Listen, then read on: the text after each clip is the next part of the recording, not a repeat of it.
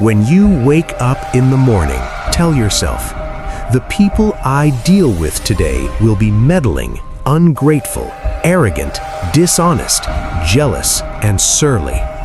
They are like this because they can't tell good from evil. Have you ever walked into a room and felt the energy shift, even though you hadn't said a single word? You treat people with kindness, you work hard, and you stay in your lane, yet you can feel their resentment burning through you. It's in the passive-aggressive comments, the cold stares, the silence where there should be support. It is confusing, and frankly, it hurts. You start to question your own reality. You lie awake at night wondering, is something wrong with me? Did I do something to deserve this? The answer is no. You are not the problem. In fact, your very existence might be the trigger. In this video, we are going to expose a psychological phenomenon known as the mirror effect. We will combine modern psychology with ancient Stoic strategies to show you why their hate is actually a reflection of their own hidden brokenness, not your character. We are going to hand you the tools to stop absorbing other people's poison and build a mental fortress that no insult can penetrate. You will leave here not just comforted, but invincible. If you are ready to stop apologizing for who you are and find true peace, make sure you are subscribed to Timeless Wisdom Official. Let's begin this journey to invincibility. Section 1. The Mirror Effect, Diagnosing the Invisible Conflict. To understand why people dislike you without cause, we must first dismantle the illusion that their behavior is about you. It almost never is. In the United States, we live in a culture of hyper-comparison. From the curated lives on Instagram to the competitive ladder of the corporate world, everyone is constantly measuring their worth against the person standing next to them. This environment creates a breeding ground for what psychologists call projection, or what we will call today, the mirror effect. Imagine a movie theater. You are standing in front of the screen. If the movie being played is a tragedy or a horror film, the light hitting you will be dark and chaotic. If the movie is a romance, the light will be warm. You are the screen. The person projecting the hate is the projector. They are playing a movie that is running inside their own head, a movie about their own insecurities, their failures, their unhealed traumas, and they are projecting it onto you. When a coworker snaps at you for being too ambitious, they aren't critiquing your work ethic. They are projecting their own fear of stagnation. When a family member mocks your new healthy lifestyle, they aren't critiquing your diet. They are projecting their own guilt about their lack of discipline. The Stoic philosopher Epictetus identified this thousands of years ago. He famously said, "It is not events that disturb people, it is their judgments concerning them." Let's go deeper. The event is you. You are just existing. You are the neutral object. The disturbance is entirely within them. They look at you and they see something that reminds them of a part of themselves they hate. If you are free and they are trapped, your freedom is an insult. If you are calm and they are chaotic, your silence is an accusation. This is the mirror effect. You have become a mirror reflecting their own deficiencies back at them. And because most people cannot bear to look at their own flaws, they try to break the mirror. They try to break you. Understanding this is the first step to freedom. You must realize that you are walking through a world filled with people who are at war with themselves. When you get caught in the crossfire, you must not take the bullet personally. The moment you internalize their hate, the moment you get angry or sad, you have accepted their projection as your reality. You have agreed to play a role in their twisted movie. Stoicism asks you to step out of the theater. It asks you to see the mechanism for what it is. You are not the target. You are simply the bystander in their internal tragedy. Section 2. The light that casts a shadow, why your virtue triggers them. Now that we understand the mechanism, we have to ask a harder question. Why you? Why do they pick you to project onto? It is comfortable to think that people hate us because we made a mistake. If we made a mistake, we can fix it.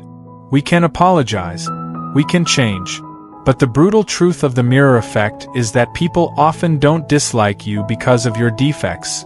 They dislike you because of your virtues. This is a concept that the Swiss psychologist Carl Jung explored deeply. He spoke of the shadow, the parts of ourselves that we hide, deny, or suppress. When someone sees you living out a quality that they have repressed in themselves, it triggers a violent psychological reaction. Think about the tall poppy syndrome. It's a common dynamic in schools and offices across America. The poppy that grows taller than the rest gets cut down. Why? Because it disrupts the uniformity of mediocrity. Let's say you decide to improve your life. You start reading Stoic philosophy. You stop engaging in petty gossip at the water cooler. You start taking care of your health. You become more focused, more disciplined, more serene. You might expect your friends or colleagues to be happy for you. Instead, you sense a coldness. They might say, "Oh, you think you're better than us now?" Or, "You've changed, you're not fun anymore." Seneca, the great Stoic statesman, warned us about this. He wrote about the dangers of the mob and how the crowd often resents those who step away from the common vices. He understood that excellence breeds contempt among those who have chosen comfort. When you improve, you unintentionally hold up a mirror to their stagnation. Your discipline highlights their laziness. Your courage highlights their cowardice. Your silence highlights their noise. You are not doing this on purpose. You are just trying to live a good life. But to them, your growth feels like an attack. It forces them to ask a painful question. If they can do it, why can't I? Most people will do anything to avoid answering that question. It is easier to drag you back down to their level than it is to climb up to yours. If they can convince you that your new discipline is arrogance, or that your silence is weird, they can bring you back into the fold. They can smash the mirror so they don't have to look at themselves anymore. The cost of growth. So, what is the natural reaction when we feel this resistance? In the United States, we are taught to be team players. We are taught to fit in. So, your instinct might be to dim your light. You might feel tempted to self-sabotage, to skip the gym, to join in the gossip, just to make the tension go away. You might think, if I just make myself smaller, they will like me again. You must resist this urge with everything you have. Dimming your light does not help the blind to see. It only leaves you both in the darkness. You have to understand that this friction is not a sign that you are doing something wrong. It is a sign that you are doing something right. Airplanes only rise against the wind. Your character is being forged in this resistance. Stop apologizing for your growth. Stop apologizing for your standards. If your presence makes others uncomfortable, let them be uncomfortable. It is not your job to manage their emotional state. It is your job to manage your own ruling faculty. Section 3. The Stoic Shield, the Art of Detached Pity. Once you accept that the hate is a projection, and that your growth is the trigger, you need a strategy for the daily battlefield. How do you actually handle the insult when it hits you in the face? How do you keep your cool when a family member belittles your dreams at Thanksgiving dinner, or when a boss takes credit for your work while smiling at you? Your old strategy was likely defense. You wanted to argue, to explain, to prove them wrong. You wanted to scream, "That's not true. That's not who I am." Stoicism offers a radically different approach: detached pity. Marcus Aurelius, the most powerful man in the world, had every right to destroy his enemies. He could have had them executed with a wave of his hand. Yet, in his private journals, he reminded himself, the best revenge is to be unlike him. Think about that. If you react with anger, you have become just like them. You have lowered yourself to their frequency. You are now wrestling in the mud. Instead, the Stoics teach us to view haters not as villains but as patients. They are sick. Imagine you are walking down a crowded street in New York City or Chicago. A man bumps into you violently. You turn around, ready to shout, but then you see he is wearing dark glasses and carrying a white cane. He is blind. Does your anger remain? No. It vanishes instantly, replaced by understanding, perhaps even pity. You realize he didn't bump into you because he hates you. He bumped into you because he cannot see. The Stoics argue that the people attacking you are suffering from a similar blindness. They are not physically blind. They are morally and spiritually blind. They cannot tell what is truly good character, kindness, integrity, from what is truly bad. They are confused, lost in their own egos, driven by fear and insecurity. When someone is rude to you, they are revealing their own fever. If a friend had the flu and was delirious, you wouldn't take their ramblings personally. You would say, they are sick. Apply this to the person slandering you. When they throw an insult, pause. Take a breath. Look at them not with eyes of fear, but with eyes of clinical curiosity. Tell yourself, this person is suffering. Happy, fulfilled people do not behave this way. People who are at peace with themselves do not try to destroy the peace of others. This shift in perspective is your Stoic shield. It changes everything. You can't hate someone you pity. You can't be hurt by someone whose opinion you don't respect. By seeing their behavior as a symptom of their own misery, you strip their words of power. You remain untouched. Section 4. The Citadel, Mastering the Gray Rock Method. We have the philosophy, but now we need the tactic. We need the behavioral tool that you can use tomorrow morning at the office or at the next family gathering. Marcus Aurelius spoke often of the inner citadel. He visualized a fortress inside himself where the soul resides, a place that no external force could breach. The world can attack your body, your reputation, and your bank account, but it cannot enter the citadel unless you open the gate. In modern psychology, there is a technique that mirrors this Stoic concept perfectly. It is called the Gray Rock Method. This is highly effective in the American workplace and in dealing with narcissistic personalities. The goal of the Gray Rock Method is to become as uninteresting, unresponsive, and impenetrable as a gray rock. You see, toxic people, the haters, the bullies, the passive-aggressive manipulators, they are addicted to one thing: fuel. Your emotional reaction is their fuel. When they insult you, they are looking for a spark. They want to see you cry, they want to see you yell, they want to see you justify yourself. That reaction proves that they have power over you. It feeds their ego. So, how do you starve the fire? You remove the fuel. Let's play out a scenario. A coworker tries to bait you. They say something like, "I noticed you left early yesterday. Must be nice to not have as much work as the rest of us." The old you would defend, "I actually finished all my reports early and I stayed late last week." You just gave them fuel. You just entered their frame. The Stoic you, safe inside the citadel, uses the Gray Rock Method. You keep your face neutral. You don't sigh. You don't roll your eyes. You look them in the eye and say, simply, "That is an interesting perspective." Or just, "I see." And then you go back to work. Do you see what happened there? You didn't accept the insult, but you didn't fight it either.